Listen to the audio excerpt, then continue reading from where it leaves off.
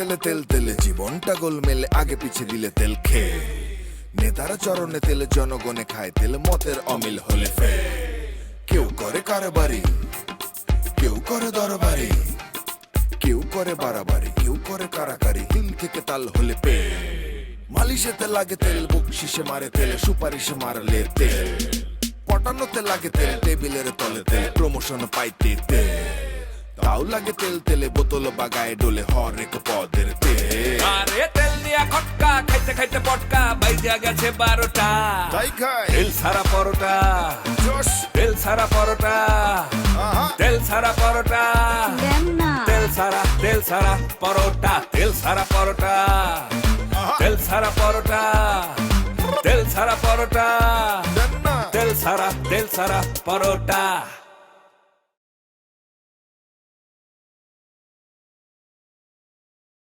সারা বাংলাদেশ জুড়ে আপনার মতন করে, মানে আপনার ডিজাইন অনুযায়ী চায়ের দোকান বানাবো।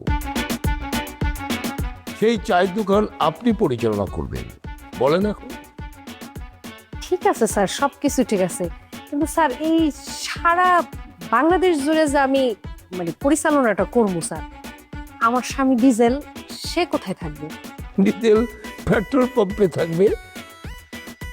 না, ঠিক আছে স্যার, কিন্তু এই যে স্যার আপনার আমি আরেকটা কথা বলি স্যার, এই যে যেমন ধরেন যে শহরের যে চায়ের দোকানগুলি স্যার, সেইখানে স্যার আলোচনা সমালোচনা এক ধরনের স্যার। আবার ধরেন যে যে গ্রামের দিকে, মানে গ্রামে যখন যাবেন সেখানকার যে স্যার চায়ের দোকানগুলি, সেই চায়ের দোকানগুলির আলোচনা স্যার আবার ভিন্ন রকম। এই ধরেন যে যদি আমি সারা বাংলাদেশ জুড়ে যদি আমি চায়ের দোকান পরিচালনা করি, তাইলে তো স্যার আমার একার পক্ষে কষ্টকর হয়ে যাবে। আমার কোনো মানে অনিচ্ছা নাই স্যার, এটা খুব ভালো একটা অভিজ্ঞতা, কারণ সারা বাংলাদেশ জুড়ে আমি ট্যুর করতে পারবো এবং অভিজ্ঞতা অর্জন করতে পারবো, এবং আপনার একটা মানে সুন্দর করে চায়ের দোকানের একটা বিশ্লেষণ আমি আপনাকে দিতে পারবো স্যার। কিন্তু স্যার এটা আমি একা হইলে স্যার কষ্ট হয়ে যাবে। আপনি যদি স্যার এটার সাথে মানে ডিজেল মানে আমার স্বামীকে যদি স্যার সংযুক্ত করে দিতে পারেন, তাহলে আমার জন্য অনেক ভালো হয় স্যার। চমৎকার, মানে স্ত্রী স্বামীর প্রতি যে টান আমার খুব ভালো লাগছে। ঠিক আছে, আমি নিয়তি পেট্রোল পাম্প থেকে ডিজেলকে চায়ের স্টলে এনে দেব, এবং আপনারা দুজন মিলে বাংলাদেশ ঘুরে সারা দেশে গ্রামে গঞ্জে থানা জেলা শহরে বিভাগীয় শহরে একটি করে চায়ের স্টল বানাবেন। আমি মনে করি এই চায়ের স্টলের জন্য একটি ট্যাগ লাইন, যেমন ওদের ব্ল্যাক ডায়মন্ড কালো জিরে তেলের একটা ট্যাগ আছে, চুমুকেই দেশপ্রেম। ঠিক আমাদের চায়ের দোকানে একটা ট্যাগ লাইন থাকবে, এক চুমুকেই বাংলাদেশ বুঝে গেলাম। স্যার খারাপ হইব না, ভালোই হইব স্যার। চমৎকার, তার মানে আমাদের প্রজেক্ট গান আমরা কাজ শুরু করতে যাচ্ছি। ক্লিয়ার? একদম ক্লিয়ার স্যার। স্যার একটা কথা বলি, অনুমতি থাকে? বলেন। স্যার আমি কি মডেলিং করতে পারবো? হবেন হবেন, আপনার চায়ের দোকানের মডেল আপনি হয়ে গেছে। স্যার আপনার একটু সালাম করি। এক চায়ের চুমুকে আমরা বাংলাদেশ বুঝলাম। ঠিক আছে? জি স্যার, চায়ের চুমুকে বাংলাদেশ বুঝলাম। জি স্যার, হাসি দিলে স্যার। আসসালামু আলাইকুম। ওয়ালাইকুম আসসালাম। চমচম। শোনেন, আপনার চিঠি আপনার ভাইরে দেখাইছি, তার কি রিয়াকশন তার আমি ক্লিয়ার করে দিছি। আপনার ছেলে যেহেতু বিয়ে করে নাই, খুব ভালো কাজ করছে। আপনার চাচতো ভাই বিয়ে করে নাই 60 বছর বয়সে, সেও ভালো কাজ করছে। আর 60 বছরে আপনি বিয়ে না করে শকুন হয়ে গেছেন। এটা কি বললেন? আপনি আমাকে শকুন বলছেন? তা কি বলবো, ও 60 বছরে আপনি বিয়ে করতে পারলেন না, আপনার শকুন ছাড়া আমি কি বলবো বলেন? আপনার এই কথাটা ঠিক না, এটা পলিউশন, শব্দ দূষণ। আপনাদের মুখ দিয়ে এই ধরনের কথা বের হয়। কিন্তু আমি এতদিন পাহাড়ে ছিলাম, সেখানে পলিউশন মুক্ত, কোনো শব্দ দূষণ নাই, এবং সুন্দরভাবে অক্সিজেন নিতাম এবং ছাড়তাম।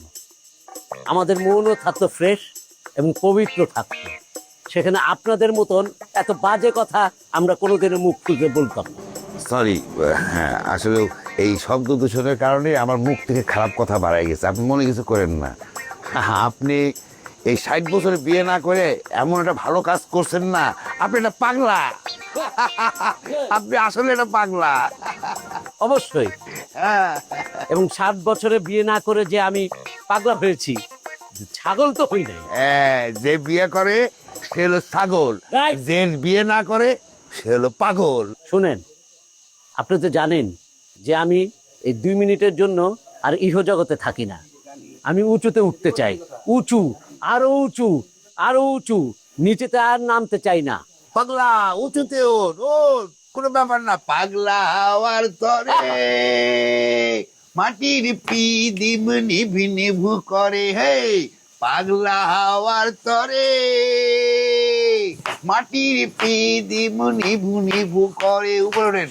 পাগলা হওয়ার তরে, হে পাগলা হওয়ার তরে।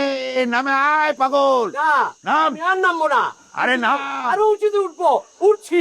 নিচে নামাই লাগবে, নাম নাম।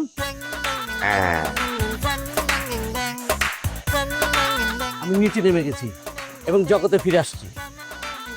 কিন্তু একটা কথা ভাই, কি কথা? আপনি কোনোদিন আমার ওই চাচাতো ভাইটাকে বিশ্বাস করবেন না। ও একটা বিশ্বাসঘাতক। ও আমার সব সম্পত্তি কেড়ে নিয়েছে। এবং এখন থেকে আপনার কাছে আমার অনুরোধ, আপনি আমার এই সম্পত্তিগুলো উদ্ধার করে দেন। সাবাস পাগলা, এই জন্যই তো তোর আমার খুব পছন্দ হয়। বল বল, তোর ভাইয়ের কাছ থেকে জমি জমা উদ্ধার করে অর্ধেক আমার, অর্ধেক তোর, ঠিক আছে? ঠিক আছে। একদম। পাগলা হওয়ার তরে মাটির পিদিম নিভি নিভু করে, হ্যাঁ। পাগলা হওয়ার তরে মাটির পিদিম নিভু নিভু করে।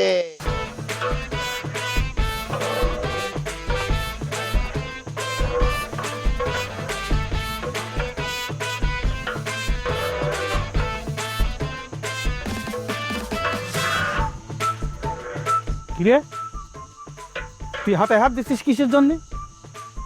এত তাড়াতাড়ি তোর কি বাবুর্চি হওয়ার শখ হয়েছে?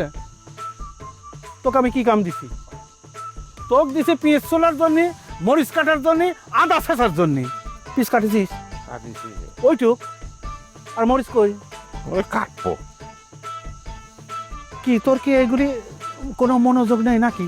তোকে আমি কিসের জন্য নিয়েছি আর তুই আমার কাছে আছিস কিসের জন্য? বাবুর্চি হওয়ার জন্য, 1 নাম্বার বাবুর্চি হওয়ার জন্যই তো। এই বাবুর্চিটা যদি তুই মন দিয়ে কাম করিস আর আমি যদি তোকে শিখাই, তাহলে বেতন কত হতে পারে জানিস? 2 থেকে 3 লাখ টাকা বেতন হবি। আমি কিন্তু খেয়াল করছি, তুমি যে যাত্রাপালার ড্যান্সারের পিছনে ঘোরো না, তোমার জীবন হয়ে যাবে বিবেকময়। কি করছেন? হ্যাঁ, ওই যে দুঃখের সিনে যাত্রাপালায় বিবেক গান গায় না, তাই তো। তোমার জীবন হয়ে যাবে ওরকম দুঃখের সিন, আর বিবেক ওরকম গান গায়েই যাবে। কি করছেন ওস্তাদ? আপনি ভুল বুঝতেছেন। অভিনয় আমি একটু করতে চাইছিলাম, কিন্তু আমি বুঝেছি যে ও আমার দিয়ে হবে না, আর ও সব করে কোনো লাভ নেই, ওরা কোনো টাকা পয়সা নেই। আর ড্যান্সার ফ্যান্সার আপনি কি করছেন? সি ওসব লাইনের মধ্যে নাই। আমি বাবুর্চি হতে আইছি, আমি একদম মন প্রাণ ঢাইলে, হ্যাঁ, আমার লক্ষ্য হচ্ছে একটা আদর্শ বাবুর্চি হওয়া, সেটাই আমি হব। কিন্তু ওই মায়া লাগে কিসের? ওই পেঁয়াজের জন্য। মানে মাঝে মাঝে, সব সময় নয়, কাটতে গেলে মনে হয় যে পেঁয়াজ চিৎকার করিয়ে উঠবো রে বাবারে। পরে মনে হয় যে না, পেঁয়াজ এরকম করবে কিসের জন্য। নতুন নতুন তো প্র্যাকটিসটা আরো ভালো করে হলেই আমি সব কাটো, পেঁয়াজ মরিচ হাতের কাছে যা পাবো সব পিষে ফেলবো, তারে পাবো তারই পিষে ফেলবো। হ্যাঁ পিসো, আদায় যেন আবার এই গুটি গুটি না থাকে, আবার কাঁচামরিচ যেন ভালো করে বাটা হয়। আমি একটু ওইদিকে যাচ্ছি, এই চুলে যেন না নেবে, খেয়াল রাখো। যাও। হ্যাঁ,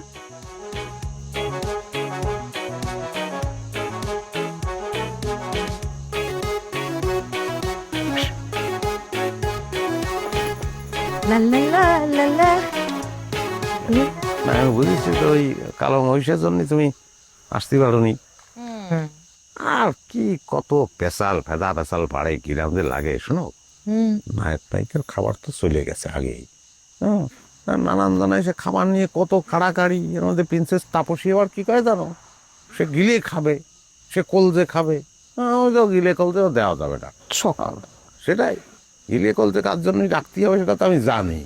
হ্যাঁ, আমি সব রাখিয়ে দিছি। শুধু কি গিলা করছে? শুধু গিলা করছে না, আরো অনেক কিছু থাকবো, কারণ আমার আব্দুল আছে না। কেউ দেখি ভালালি কি হবে। আর দূর। আচ্ছা হয়েছে, তুমি এখন বসো দিন। হ্যাঁ, আমি একটা চেয়ার এনে দিই, বসে বসে খাও। হ্যাঁ,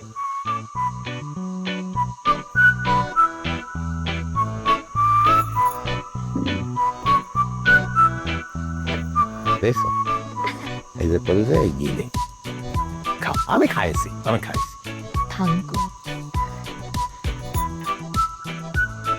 এত এখন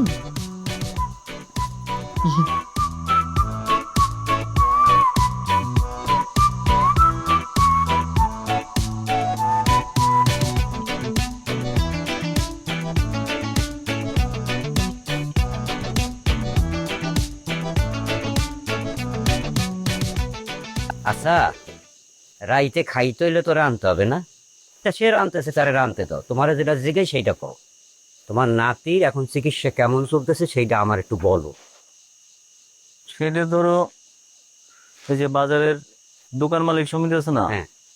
ওরা যে টাকা দিছে, তারপর স্কুলের থেকে আউট দিছে, তারপরে আমাকে কৃষকদের একটা সমিতি আছে ওইটাতে কিছু দিছে, আবার ঘাটে ওরা কিছুটা আচ্ছা। নিয়েছে মানুষের কাছে। হ্যাঁ। সব মিলা যেটা উঠছে, তারপরে তুমি তো কিছু টাকা দিছো, তারপরে দাদা টাকা দিছে, সব মিলে যে টাকা হয়েছে এখন ও চিকিৎসা মোটামুটি ভালোই চলতেছে। চলতেছে না? আচ্ছা, ওই তোমার পোলা কই? খোলা গেছে ওই তিলের খাজা চেয়ারম্যানের বাড়ি। কে?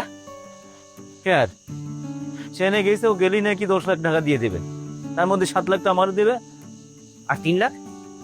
3 লাখ ওর কাছে থাকতে। কে লিখা? ওটা নাকি ব্যাকআপ, ওই 3 লাখ নেবে কে? ওটা নাকি ব্যাকআপ। দেখা ওই ব্যাকআপ রাখবে কিসের জন্য? হ্যাঁ, ওই 3 লাখ টাকা আমার যখন আমার লাগবে সেই সময় নাকি আমার দেবে। ও ভালো একটা ধান্দা। হ্যাঁ। তুমি তো তাও এই কৃষি কাজ টাজ করে কৃষক হইছো, আর তোমার চাউল কিছু করে না, বাটপাড়ি শুরু করছে, সে আবার ইংরেজি কোটায়। শোনো অজিত, আমি বাউল মানুষ, সারা দেশ ঘুরে বেড়াই, গ্রামগঞ্জেও যেমন ঘুরি, শহরগঞ্জেও ঘুরি। তাই শহরে বড় বড় অফিস আদালত গুলো আছে না, কোটটাইটাই পড়া লোকজন, হ্যাঁ, ফুল বাবু করে আড়ে, দেখা হ্যাগো রে কয় কর্পোরেট। এটা একটা শব্দ আমি শুনছি নতুন, কর্পোরেট। তেহারা আবার কয় কি আমারে কর্পোরেট বাউল বানাই, আর গান গাই যাবো কর্পোরেট বাউল, টাকা পয়সার অভাব হবে না। আরে আমি হয়েছি রাস্তাঘাটের পথের মানুষ, তোর আমার টাকা দিয়ে কিনবি? হ্যাঁ, আমি চলে এসেছি আমার মতো। খুব ভালো করছো। বাউল বাউলের কাম করছে। এই যে মোতালে সারা জীবন সে কৃষি কাজ করছে, তার বাপে কৃষি কাজ করছে, সে একজন কৃষক হয়েছে।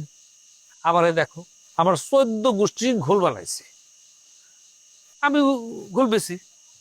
এটা আমার পেশা, জাতিগত পেশা, এটা তো আমি অস্বীকার করতে পারবো না। আমরা এইভাবেই থাকবো।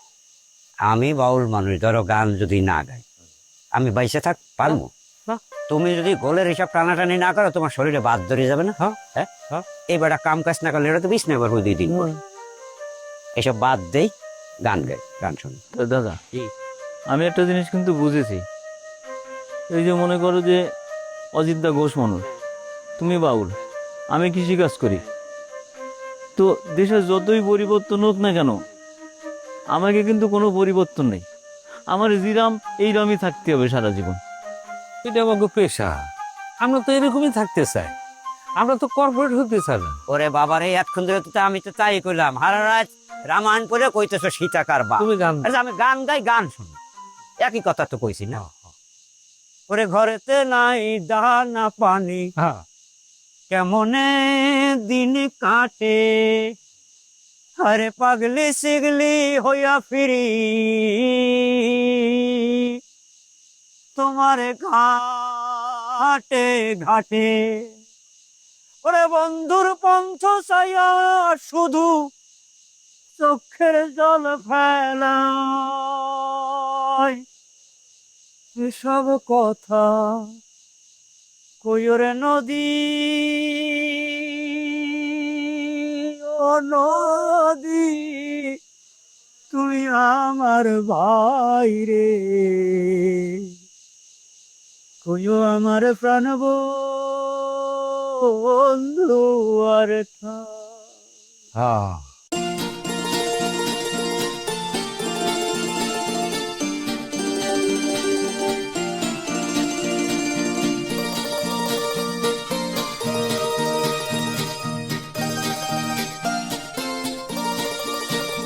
বাদাম কত ভাই? দেখি বাবা, বাদাম 50 টাকা সব। ও তাহলে 50 গ্রাম কত? 50 নেওয়ার কত 25 টাকা। কি কো এত দাম? আবার ধরো কিসের জন্য? 10 টাকা আর 50 গ্রাম দিতে পারবো না? যে কোনো কথা কইলে নাকি, ও দামে তো কিনাই যায় নাই। তুমি এক কাম করো, তোমার এত বাদাম কেনা লাগবে না, তুমি বারবার ধরতেছিলে, ওটা সবচেয়ে বড় দেখে তোমাকে একটা বাদাম দিয়ে দিই, তুমি এটা খাতে খেতেছো। বড়টা দিছ না? যাও। আমার তো একটাই পোষাইবো না। ওই ওই চালাই, ওই চাল থালাতে বাদাম নিয়ে চলে গেল আমার কাছ থেকে। ধরতে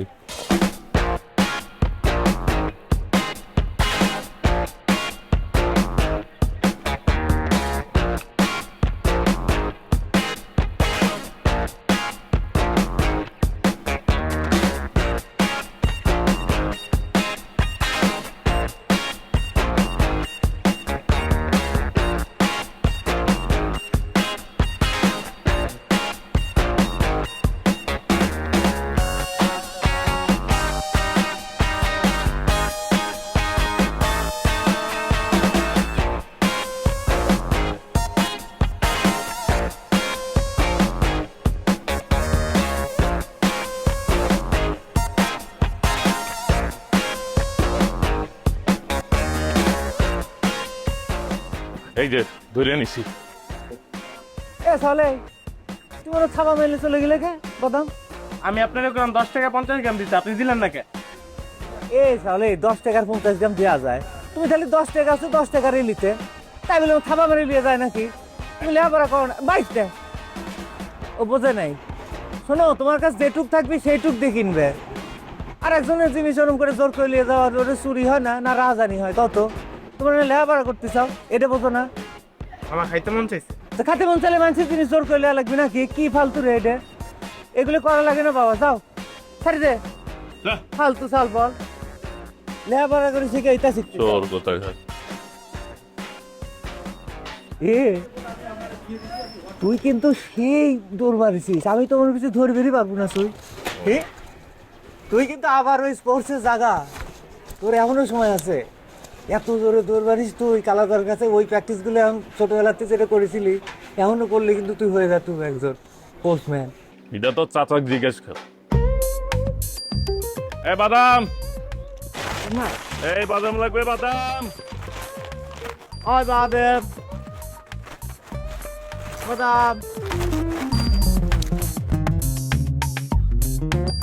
তোর মন খারাপ কেন? তুই আবার সুস্থ হয়ে যাবি, তোর আবার স্কুলে নিয়ে যাবো, তুই ভালো হয়ে যা, তোরা চিন্তা করিস না, আমি ভালো হয়ে যাবো, ভালো হয়ে আবার স্কুলে যাব। আচ্ছা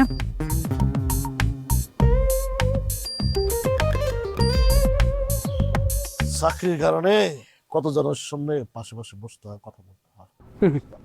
আমি সেটাই ভাবতেছি যে যাদের সাথে মানে কোনোদিন দেখা সাক্ষাৎ হওয়ার কথা না, তাদেরকেও দেখতে হচ্ছে। এই বটতলায় বসে তাদের সাথে সময় কাটাতে হচ্ছে। কি করছেন স্যার এটা? স্যার, আপনি আমাদের জন্য চা নিয়ে আসছেন? আপনি চেয়ারম্যান স্যারের ভাই, সেই হিসাবে আপনি আমাদের স্যার। জি স্যার, জি স্যার।